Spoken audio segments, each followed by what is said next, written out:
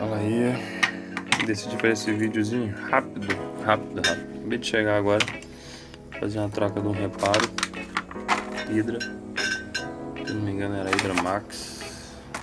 E aí o cliente estava reclamando que a tubulação da casa estava fazendo barulho tremendo, vibrando, e no outro banheiro o rabicho, como tá na mesma rede, ficava vibrando no chão, ó. Rabicho, tubulação do rabicho vibrando, e sem uso, sozinho.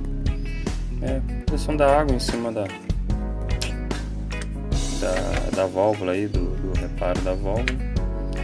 Aí, como já estava vazando mesmo, né? Já estava tendo um vazamento, aí provavelmente seria a válvula o problema.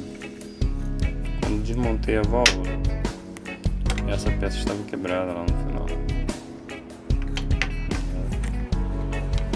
Essa peça quebrada.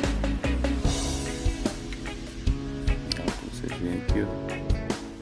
Tá poroso, quebrado, realmente quebrado. Porosa. Ela deve ser borracha. Aqui no caso.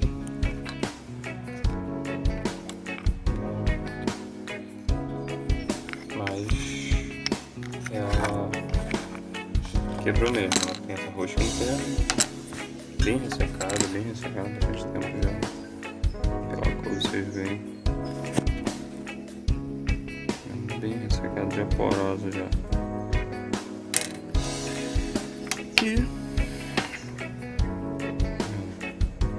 quebrado.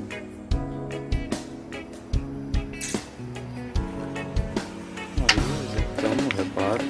Às vezes quando dava barulho também, quando dava uma apertada, né? Executamos o reparo, troca de reparo, simples. 20 minutos de serviço, sei lá, testando com tudo. É a troca do reparo. E aí o cara, outros dizem que é a entrada de ar, é não sei o que, tem um monte de teoria. Só seguir os sinais. Tava vazando para dentro do vaso, tinha um vazamento. Aí em cima desse vazamento a gente vai investigando, achamos que seria a válvula realmente. Tem como a gente dar 100% pro cliente, né? Eu falei, cara, muito provável, 90% seja a válvula. Trocamos e até então testamos lá várias vezes. Ela não fez mais barulho, não vibrou, selou a água, entendeu? Só para sinalizar pra galera aí, às vezes tem curiosidade, barulho dentro da parede, barulho na tubulação hidráulica, muito provável que seja na sua válvula, no seu reparo na sua válvula. Tá?